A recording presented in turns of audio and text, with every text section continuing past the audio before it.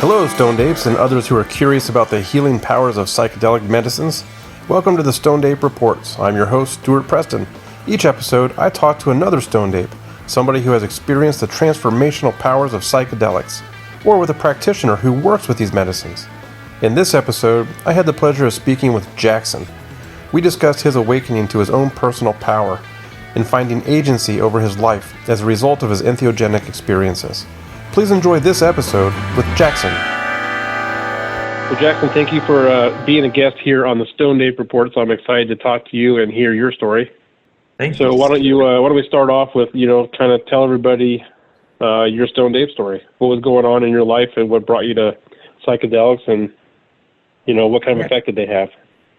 Yeah, it's interesting. So for all of like high school and before that, all throughout all of high school, I thought that all drugs were just bad. I hadn't even touched a drink of alcohol. I was fairly religious, and so I just thought that drugs were just for like deadbeat people who were only trying to escape their mind and had no consciousness about anything. And I felt that somewhere along the line, probably when I was like 16 or 17, I had gotten into really into just generalized personal development and personal growth. And there was just sort of these discussions in that world occasionally about psychedelics. And just, I had always sort of gotten a different vibe when I heard people talk about like mushrooms or LSD, right? It was usually people talking in a much more conscious way. And I found that interesting. I was still skeptical for a long time, but I can't remember the exact moment when I was like, I think I would like to try those someday, and nothing else really. And I was genuinely, I remember thinking I was genuinely interested in that, but I didn't know when, and I was only like 16 years old and hadn't done anything else. But I remember that I was like, maybe one day I'll try that, because I had always had an intense desire to like learn truth about the world. And I think part of the reason maybe I was drawn to it is because in my growing up life, like I had a fairly, on paper, like a decent looking childhood, but there was actually like a great deal of emotional trauma, in the sense that like I don't think that my nervous system was able to be in a state of like a parasympathetic state of resting and relaxing for like almost my entire life. And I think that I've noticed that anyone who's like really drawn to psychedelics, there's always, in my experience, there's generally some history of immense pain. That might help in some way, right? Yeah. I think that probably had a lot to do with it, right? I mean, there's a Jungian archetype, which is called the grandiose ascender, which is a traditionally young man, but it could be a woman.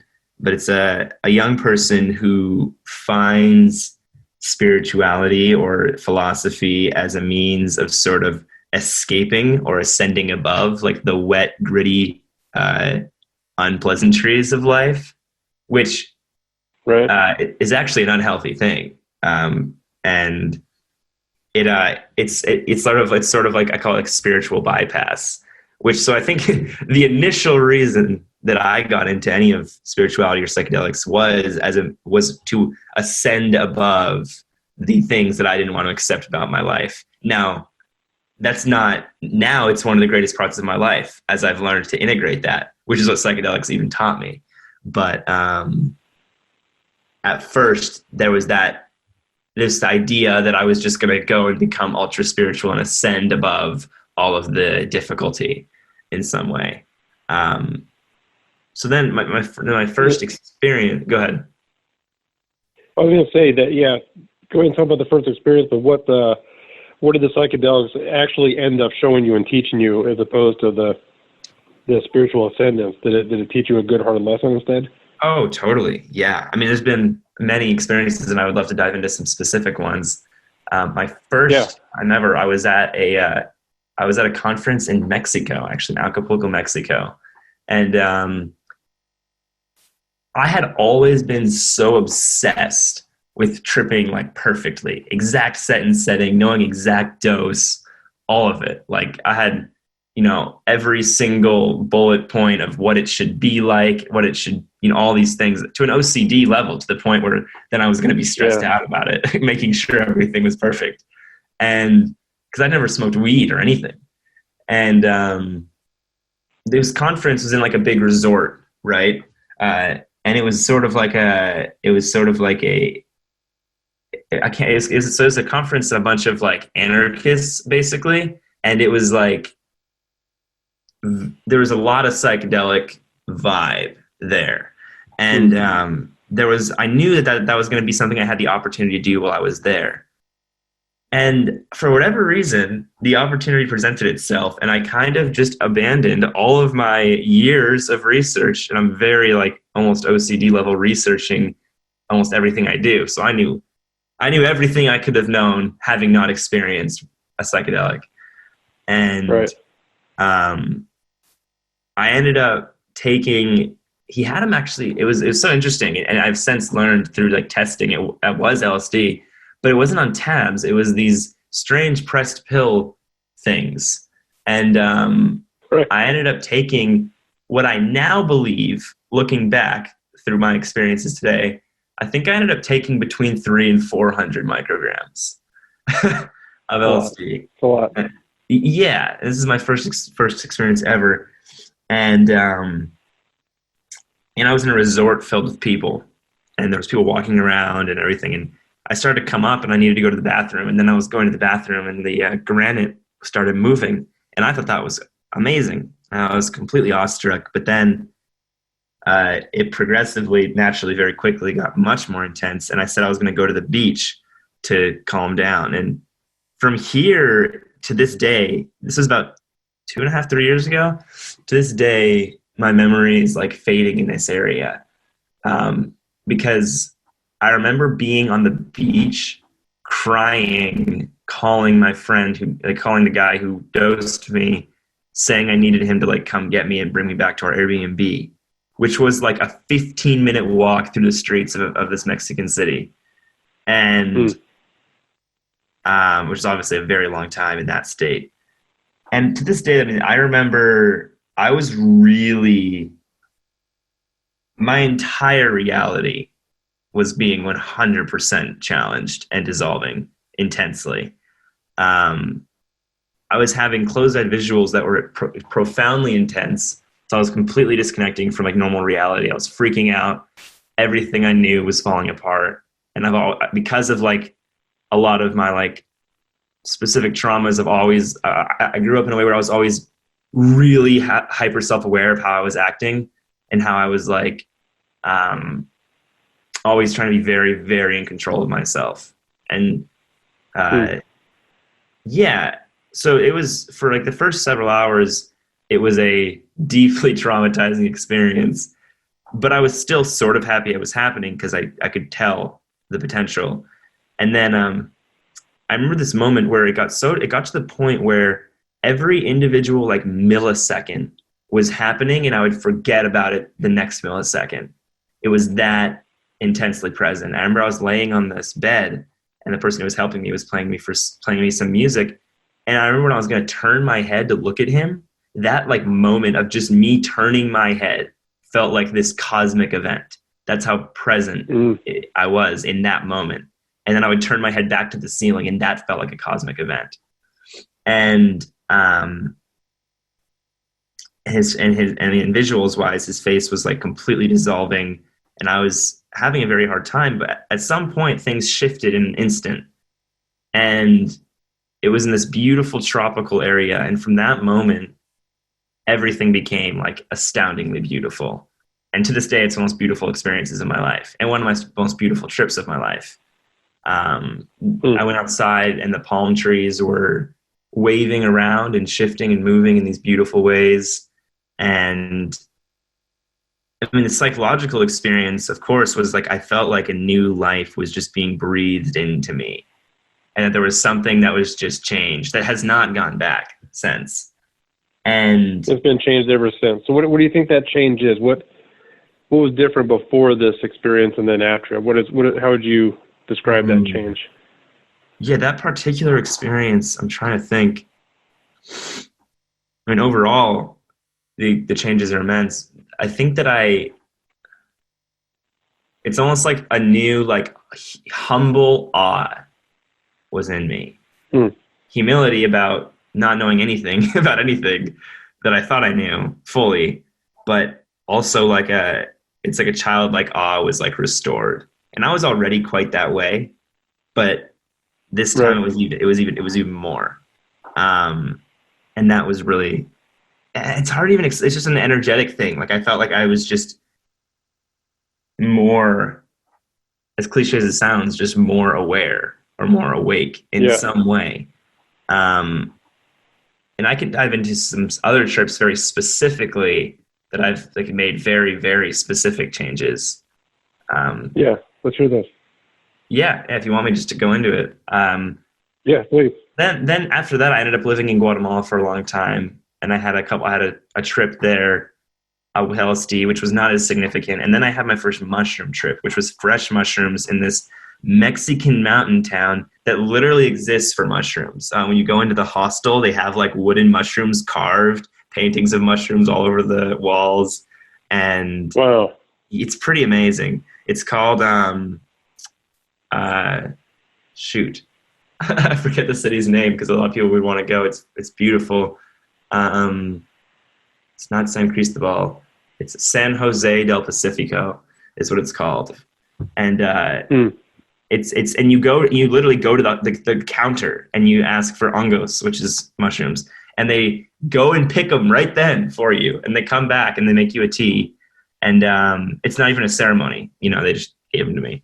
And me and a bunch of other backpackers tripped together. And also to this day, it's my most intense mushroom trip. I probably took what I'm thinking is about, if we were going to dry them, like 6 grams potentially of Fred. I mean, it was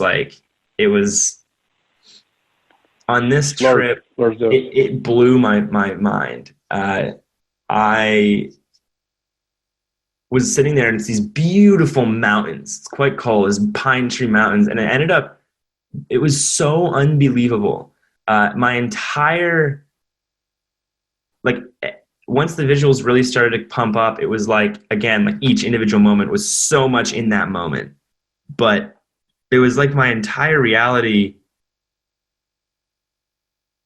There was this mountain, right? And this entire mountain became like every single tree became this part of this goat's face. And unlike LSD, where you can kind of tell visuals are sort of just like these fractals that are moving, it looked as though that was what the mountain was shaped like visually. Right.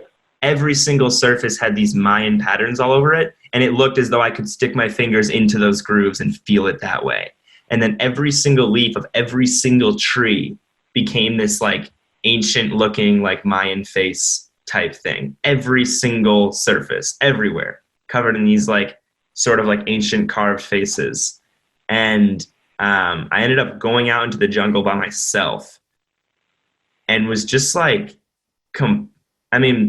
my like philosophy about the psychedelic experience is I'm just agnostic as to whether or not it's like contained to my mind or not. Right. But my experience was that I engaged in like full-blown like telepathic communication with many plants. And even made like eye contact in some sense, not like eye contact, but like the sensation of that type of connection with different organisms and things. Yeah. And I was gone for like 4 hours, and people started to worry about me. I came back and I was fine, of course, but it was, and during the very beginning of the peak, because mushrooms comes up very fast because it was a tea as well, I laid back on this chair and I looked up in the sky. And I still can't believe this. I haven't done DMT yet, so this is pretty characteristic of that.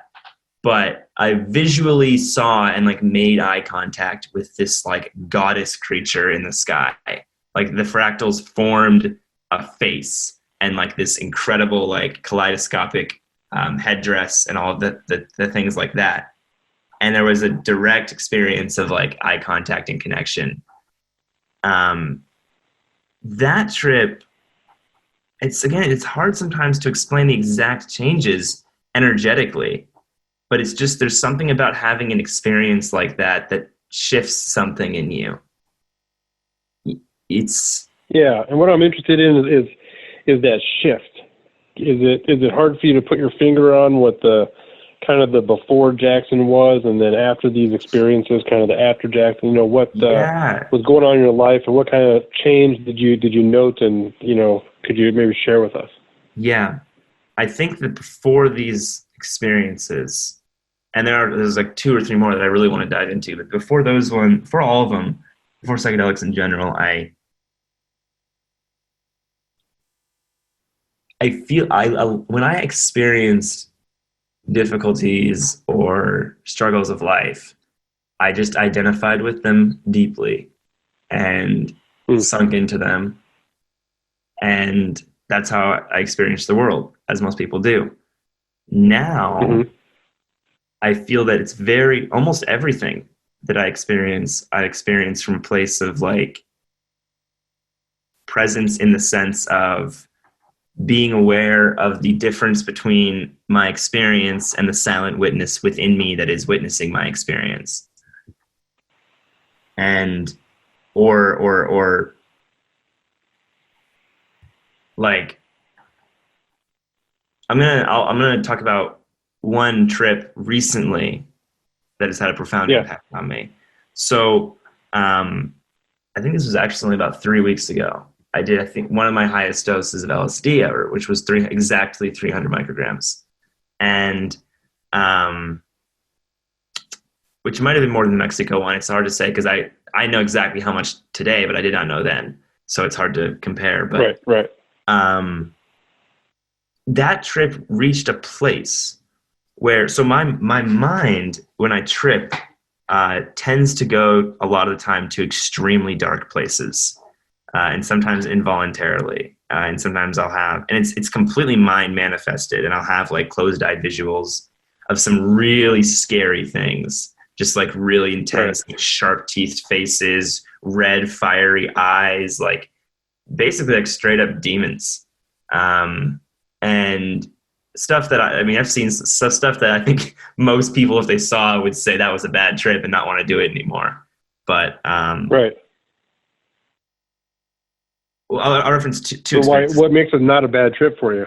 Well, so actually 6 months ago, I had a trip where I had this. It was one of my most intense trips. I was on LSD, and I was having closed-eyed visuals of this stuff, and it was like profoundly intense. Like I was like making almost like eye contact with like the devil, essentially. Screaming faces, like fiery red, monstrous stuff. And I learned somehow that day through this experience that was actually my disowned aggression in myself and my disowned anger. That I didn't even realize how much repressed anger I had. And I was very weak in the way that I experienced the world. And because of that grandiose ascendership I told you about, my whole life, I was very much like my judgmental side of me would say this like little wimp, right?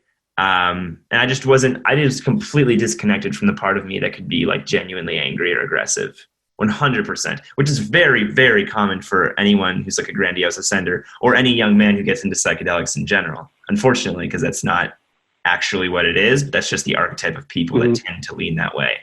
And in my experience, and in this experience, I learned that shit scared me so much, these crazy, scary, angry demons faces, because it was so disconnected from that part of me and myself. And so I actually somehow I learned I sort of should become them. In that experience, I almost like switched places, and I felt myself as these monsters, and I became all of the emotion that they represented symbolically, everything. Just this vicious, rampaging, monstrous energy. It was very difficult for me because I was so terrified of that in myself. Yeah. but it was certainly there, or it wouldn't have been there on the trip. And Right. that reclaiming of that part of myself to this day, for the first time, I felt like genuinely human again. And I felt like self-respecting. I believe strongly in like the relationship of reclaiming anger as an emotion. A lot when you've disowned anger, I think it really reduces humanity in a way that people don't understand. And disowning anger is what causes anger to come out in unhealthy ways when people like do horrible things to each other. And so now after that experience, yeah, I felt like I felt genuinely stronger, and I recognized that I had a lot more strength than I realized that I had disowned, because it scared me. And why it scared me is a whole other thing. But basically, I saw people when I was a child expressing anger in extraordinarily vicious ways toward me and others. Mm-hmm. And I think at some point, the little child version of me said, I'm never going to be like that. And made a decision that I was going to disown anger, and that I considered it to be a weak emotion and all of that. And so there's that is a very clear thing.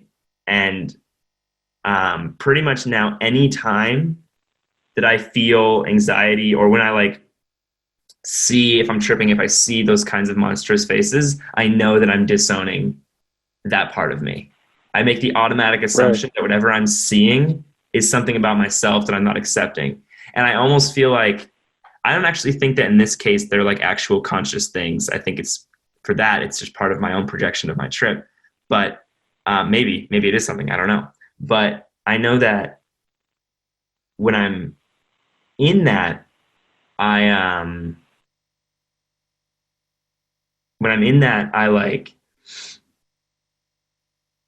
it's almost like they go away the moment I step into my power. The moment I become almost stoic toward them, that I'm not being disturbed in any way by what I'm seeing, and I'm completely in confidence and power.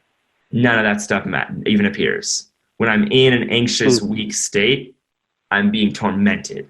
It's very interesting. It happens instantly when I recognize that's what's going on. Instantly, if I step back into my power, which is what I mean by stepping into my power, is just sort of like a clear-cut, stoic position of mind. Recognizing that nothing can actually affect me besides me.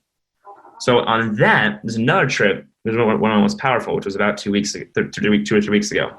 And it reached a place where I was, again, seeing a lot of really dark things. And, well, it's not even that it's that going into it, I was afraid that I was going to experience those things again, which my fear of it was, in that sense, my weakness. And I don't say weakness in like a condescending way. It's almost in a very literal, I know what you mean. A very literal definition of the word. Like, it's almost like it's like a symbolic, like, medieval thing, like it's like a knight's tale or whatever. Like, I can be strong and fight the dragon, or just be almost ignore the dragon, or I can be like running from it, and running from it is weakness. As standing before it and looking it in the eye is strength. And I was still afraid of these things, and naturally, because I'm afraid of that, I'm going to see some scary shit. And of course, on a psychedelic, it's not just scary shit. It's like this sense of deep darkness enveloping. Yeah. And I reached a point on this trip where I became so present, where I recognized something that has changed my life immensely, forever, which was that I experienced in an actual moment that this trip provided me with almost 100% agency over what I was going to experience, to the point where I recognized in the trip space a potential thought or emotion as a thing. And I could choose it or not choose it. I could go down the path of that thought, or I could not. And it was so interesting how it was just this agency of recognizing that it was all my choice in all of my life. When I felt anxious about something, there was this millisecond decision where a certain stimulus of life appeared. And because of habit and conditioning, I made the decision, oh, I'm going to feel anxious about this, or I'm going to think this about this, or I'm going to get caught up. Even when I was meditating, if I got off of the breath, because when I meditate, naturally you get distracted from your breath. If I would do that, I recognized even then, it's somehow a decision. It's somehow it's under control of my agency, that there's these tiny little millisecond things where I'm choosing to lose focus. And I recognized that I was choosing to experience these scary images while tripping. And in that moment, I was confronted with such agency, so much agency over my experience. It was so beautiful. And I remember I just instantly chose to not see that stuff anymore in an instant. But kind of like with meditation, I couldn't just choose to not see it. It was that I did not react to the potential of that happening, which is very different, right? Because wrestling with it, and trying to resist something just makes it potentiate and makes it more, because now you're directing focus into it. But it was just the choice to react or not. But it was so much, it was to the point of everything that I experienced. Yeah. In that moment, I even gained control. Like, I just chose to experience ecstatic ecstasy and did effectively, and chose to experience profound peace and just felt it, because it's sort of like a placebo thing. When you have that much, when you have a degree of confidence about what you're going to experience, you will experience it. If you genuinely have that faith and believe that that's what you're about to experience, you will. And that's exactly what was happening for me in that moment. And I ended up sitting in this position where I said, holy shit, I have agency over everything I experience. What do I do with this? Like, even in life. And I recognized, sure, I have choices and I have big goals and things. But in that moment, it was like, every single time I eat unhealthy, every single time I procrastinate, all of it is my decision. And that wasn't to say I wasn't enough, or that I wanted to like shame myself, but just recognizing that in that moment of agency, I was like, why would I ever choose to do anything that harms me, or that doesn't serve me or others? Like, what for what reason? There was nothing.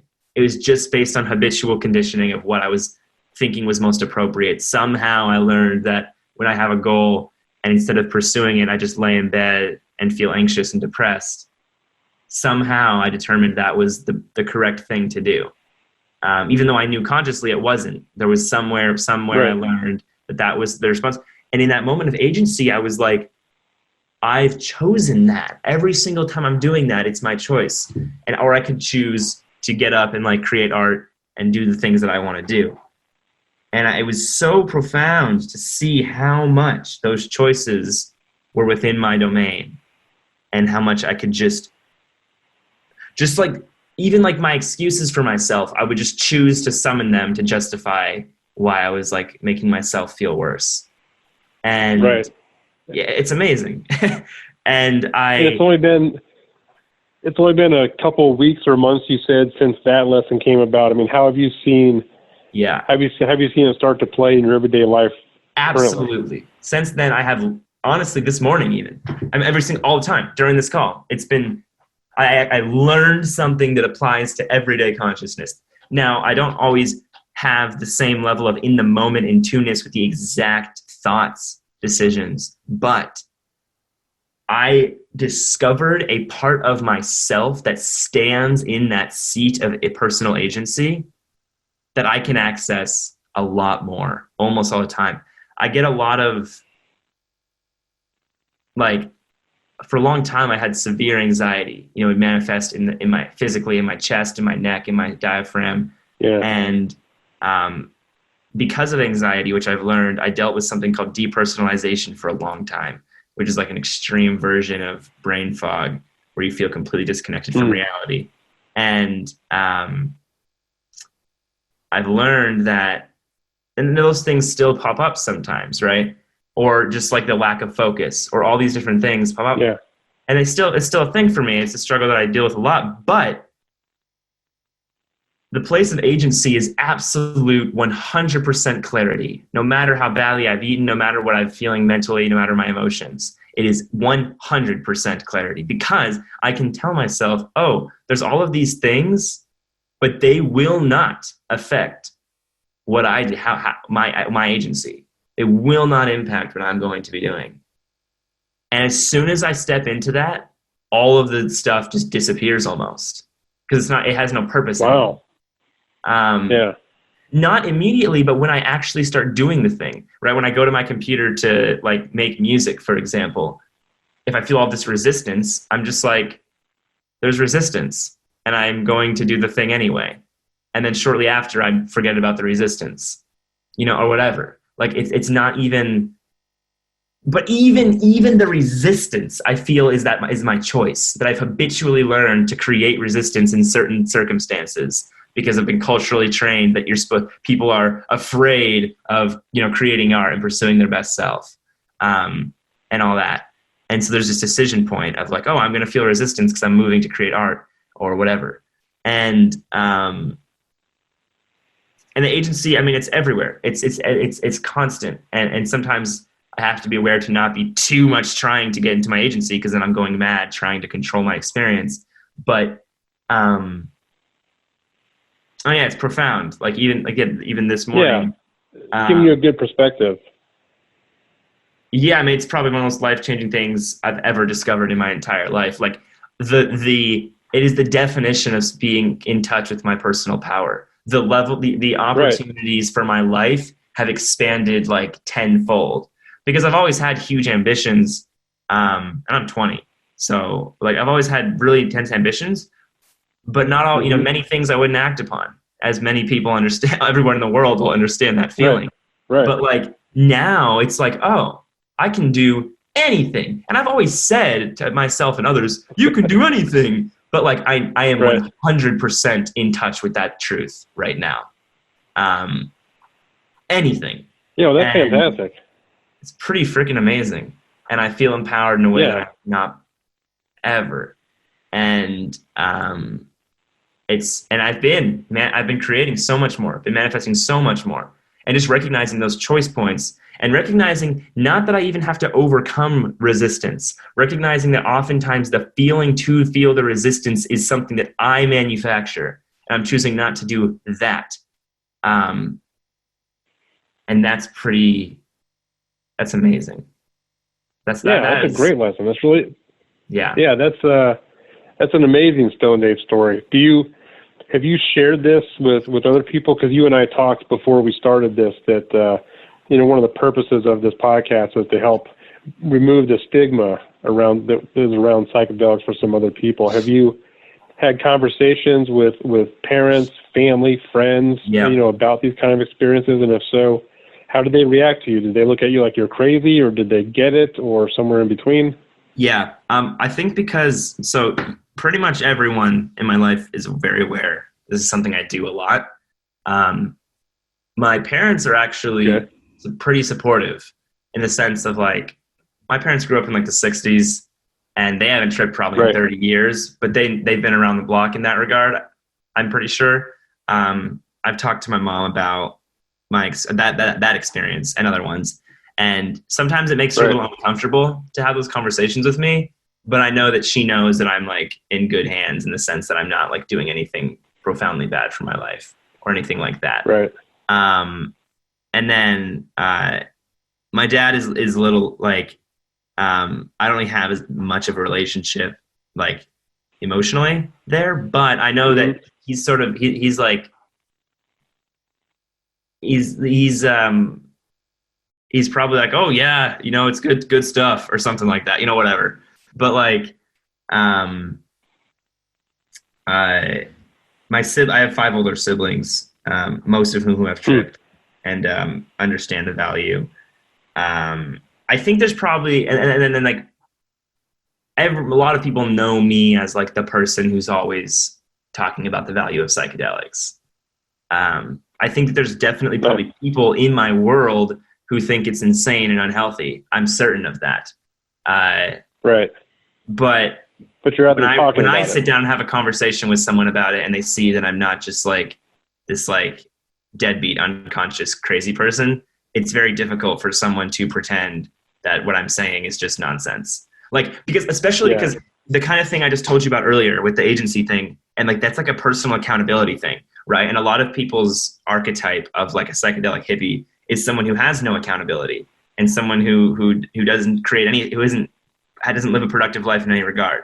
And so that type of story is like very directly related to the kind of like work hard, your value is based on what you produce kind of people. And that kind of, it's just evidence that the experiences can very much relate to living a very healthy, productive life, right? Not just like spiritual transcendence, which I think it's all the same thing, actually. I think that through that transcendence, I'm now going to be living a more productive life. But yeah, I mean, I think there's people who probably sort of like roll their eyes subconsciously, you know, when I bring it up, or like when I'm, and they're like, yeah, I don't think that's really for me.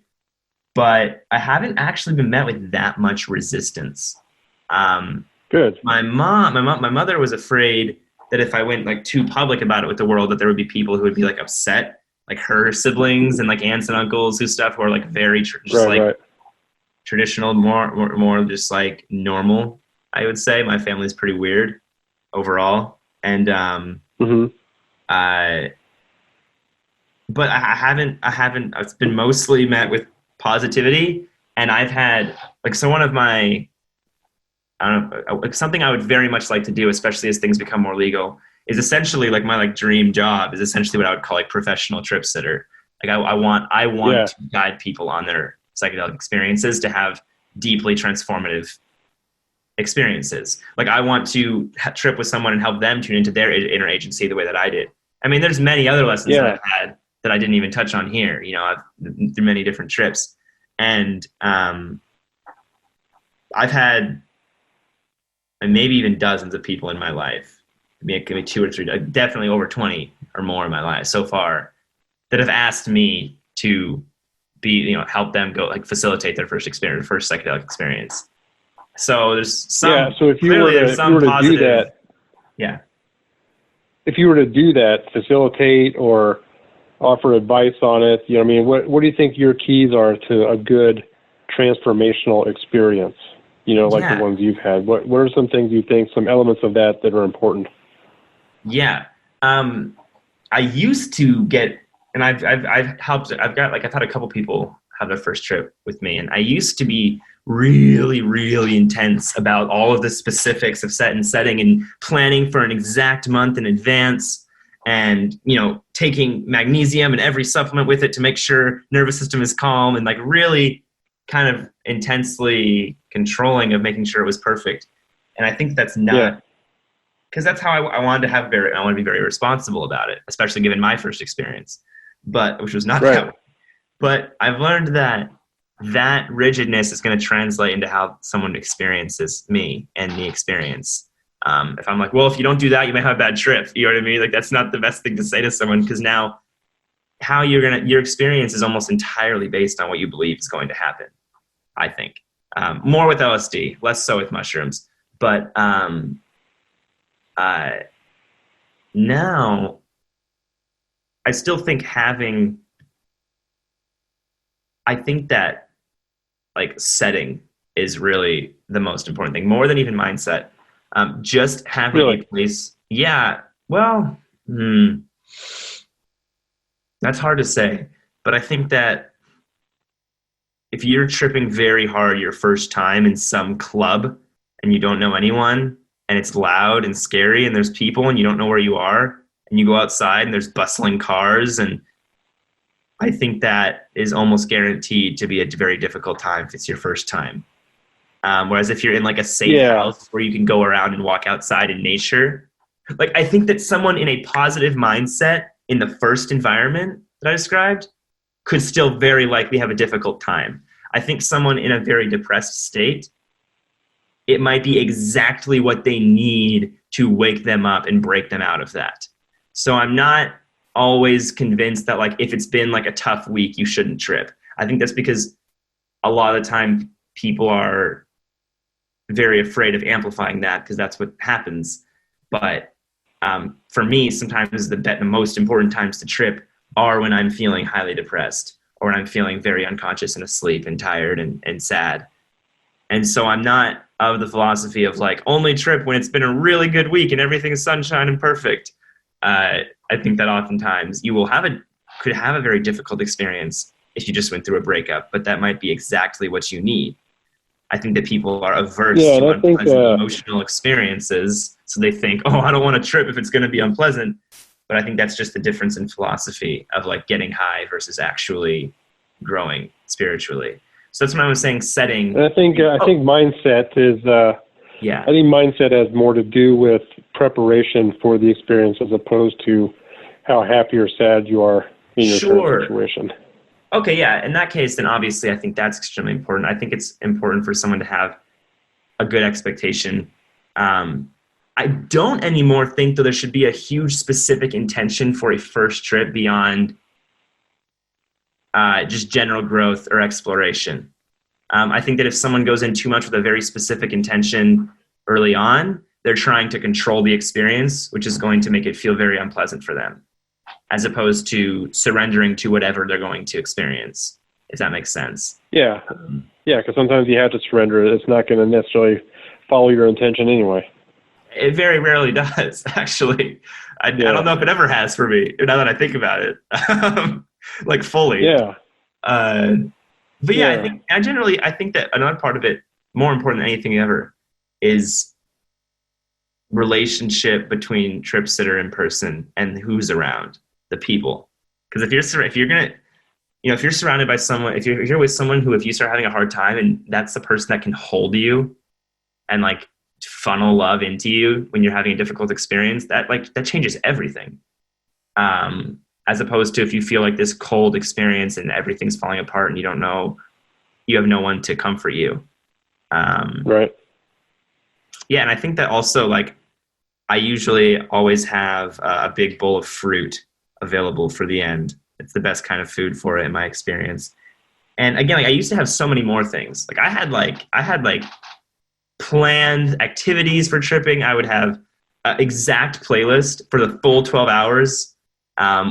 Perfectly like going with the come up and come down, because I was so anxious as a person that I needed to make sure everything was perfect. Yeah. Really now, that makes sense. Now I feel like if I trip, I'm in a healthy enough place because of tripping that I can trip spontaneously and have no expectation, have a beautiful experience. And it's beautiful that I'm able to do that I don't have to be obsessively rigid about the planning. Now, if it's someone's first experience, I think that having a specific place that we stick to, being surrounded by only people that are the good people to be around for that experience, not like let's say in someone's like apartment where their roommate thinks it's kind of a dumb thing to be doing, right? Like that's not a good idea. Right. But yeah, mainly like it really is. I guess if you're talking about mindset, like how we described it, definitely. I mean, the traditional things are set and setting, and I think that really is it's everything. Yeah, I agree. Well, that's some powerful stuff there, Jackson. I really appreciate you coming on here and talking to us about this. I think hearing your story is going to help some other people think about their set and setting and the possible outcomes, and again, help remove that stigma and get the word out there. So I'm really grateful to you spending time with me to talk about this stuff. Thank you, man. I was really happy to be here. That concludes this edition of the Stoned Ape Reports. Thank you for listening. Please follow us on Instagram at Stoned Ape Comedy and subscribe to our newsletter at www.stonedapecomedy.com. Again, thanks for listening and catch you next time, Stoned Apes.